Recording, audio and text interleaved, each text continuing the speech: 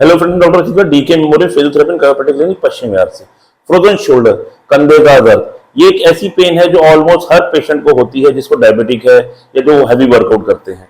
इस केस में होता क्या है, फ्रोजन शोल्डर के अंदर हमारा ये जो है बोन बोलते हैं, इसको हम ह्यूमरस बोन बोलते हैं। ये ह्यूमरस का हेड है, इसके यहाँ पर एक कैप्सूल होता है, उस कैप्सूल में स्वेलिंग आ जाती है। उसकी वजह से जब पेशेंट जब हमारे पास आता है तो पेशेंट बड़ा तकलीफ में होता है और पेशेंट अपना हाथ उठा रहा है। अब सर आए हैं मेरे पास, सर को फ्रोजन शोल्डर है, सर आप एक बार अपना हाथ उठाइएगा ऊपर। अब ये देखिए, ये देखिए, अब सर का हाथ उठा रहे हैं, जैसे जैसे हाथ उठा रहे हैं बॉडी के पास नहीं ले रहे, बाहर लेकर जा रहे हैं। सर अपना हाथ ऐसे उठाते हैं और सर का ऑलमोस्ट सारी मूवमेंट रिस्ट्रिक्टेड है। सर अपनी बनैन नहीं पहन पाते, सर रात को सोते हैं तो बाइसेप मसल में पेन आता है। बेसिकली जब भी फ्रोजन शोल्डर वाला पेशेंट रात को सोता है, उसके कंधे में पेन आना शुरू होता है। उसका रीजन ये होता है कि दिन में बंदा जागता रहता है तो हाथ मूव करता रहता है, तो मसल रिलैक्स रहते हैं, ब्लड सर्कुलेशन शोल्डर के में जाता रहता है। जैसे ही बंदा सोता है, रेस्ट करता है, ब्लड सर्कुलेशन रुक जाता है तो रात को पेन बढ़ जाता है। और फ्रोजन शोल्डर होता किस वजह से? फ्रोजन शोल्डर बेसिकली दो किस्म टाइप के पेशेंट को सबसे ज्यादा होता है, या तो डायबिटिक हो या आपका कभी ट्रोमा हुआ, एक्सीडेंट हुआ, चोट लगी हो, उन पेशेंट में होता है। तो अब सर मेरे पास आए हैं, सर का भी मैं ट्रीटमेंट शुरू करने लगा हूँ। सर को मैं पहले कपिंग करूंगा, ड्राई नीडलिंग करूंगा और पूरी स्पाइन की और शोल्डर की एडजस्टमेंट करूंगा। मैं करता हूँ, आपको दिखाता हूँ। सर अभी हम सर का ट्रीटमेंट शुरू करने लगे हैं। सर का ट्रीटमेंट शुरू करने से पहले मैं आपको दो तीन बातें फ्रोजन शोल्डर के बारे में और बताना चाहूंगा। बेसिकली फ्रोजन शोल्डर की दो स्टेजेस होती हैं, एक फ्रीजिंग स्टेज, एक फ्रोजन स्टेज।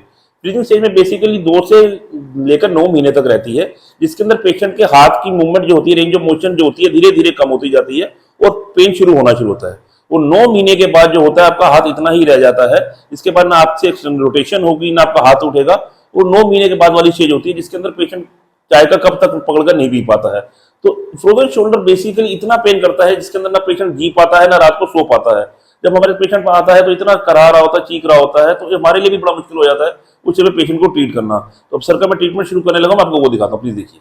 अभी आप ये देखेंगे, सर की मैंने मिड सर्वाइकल स्पाइन और अपर थोरैसिक में मैंने कपिंग करी है, और सर के पूरे स्कैपुला पे मैंने कपिंग करी है, और सर के डेल्ट पे मैंने कपिंग करी है, क्योंकि सर का पूरा स्कैपुला इन्वॉल्व हो रखा है, अपर सर्वाइकल और मिड सर्वाइकल हो रखा है, अपर थोरैसिक हो रखा है, स्कैपुला इन्वॉल्व हो रखा है और डेल्ट इन्वॉल्व हो रखा है। अभी मैं आपको जैसे ये खोलूंगा, आप देखेंगे सर के यहाँ पर ना मार्क्स आ गए हैं। उन मार्क्स का मतलब ये होता है कि यहाँ पर बिल्कुल भी ब्लड सर्कुलेशन नहीं है, तो हमें वर्क काम यहीं पर ही करना है।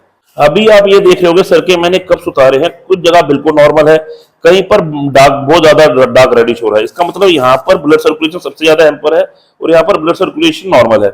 ऐसी तरह यहाँ पर कम लाल है तो यहाँ पर ब्लड सर्कुलेशन मिडल मिडल है, थोड़ी ना बिल्कुल कम भी नहीं है और बिल्कुल ज्यादा भी नहीं है, और यहाँ पर बिल्कुल कम है। तो इसी इन्हीं जगह पे हमें टारगेट एरिया है और ये जगह पे हमें काम करना है जहाँ पर लाल मार्किंग आई है, और ये जगह बिल्कुल नॉर्मल है। तो ये कप लगाने के बाद एक इंडिकेशन हमें मिल जाता है कि हमें कहाँ पर काम करना है।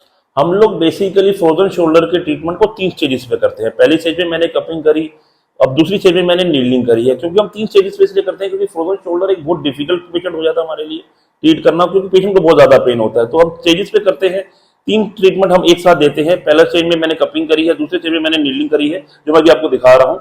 ये देखिए, मैंने सर के ये, आप मेरी फिंगर देख रहे हैं, ये 3 नीडल्स लगी हुई हैं। ये नंबर्ड मेजर माइनस मसल है जिसको हमने रिलीज किया है। ये स्कैपुला पे हमने नीडलिंग कर रखी है, पूरा स्कैपुला इन्वॉल्व हो जाता है, हमने स्कैपुला रिलीज कर रखा है। यहाँ पर आप ये देखेंगे सर की ये teres major teres minor muscle है, हमने इनको रिलीज कर रखा है। ये ड्राई नीडलिंग हमें बाल के इतनी पतली सुई पेशेंट के मसल्स में लगाते हैं, जो जैसे ही अंदर जाती है पेशेंट का जितना भी पेन होता है वो सारा पेन रिलीज कर देती है, और पेशेंट के जो मसल में स्टिफनेस आ रखी होती है, जो पेशेंट के मसल में अकड़न आ रखी होती है, वो सारा रिलीज हो जाता है और पेशेंट का जो शोल्डर है एकदम मूव करना शुरू कर देता है। अब हम सर का तीसरी स्टेज का ट्रीटमेंट शुरू करने जा रहे हैं, जिसमें हम सर की कायोप्रैक्टिक एडजस्टमेंट करेंगे, जिसके अंदर हम सर की पूरी स्पाइन एडजस्ट करेंगे और सर का शोल्डर एडजस्ट करेंगे और सर का स्कैपुलर एडजस्ट करेंगे। अभी हम सर के थोरैसिक में थ्रस्ट देने जा रहे हैं। सर लंबी सांस लीजिएगा, छोड़िए,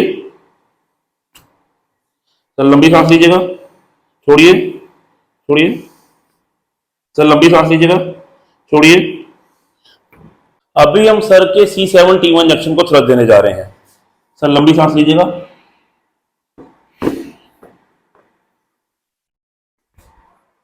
सब लंबी सांस लीजिएगा। अभी हम सर के सर्वाइकल रीजन का थ्रस्ट देने जा रहे हैं।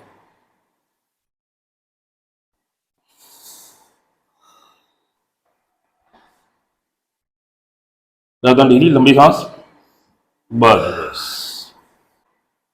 सर ढीला छोड़िएगा। अभी हम सर को शोल्डर का थ्रस्ट दे रहे हैं। सर लंबी सांस लीजिएगा, छोड़िए सर, बस।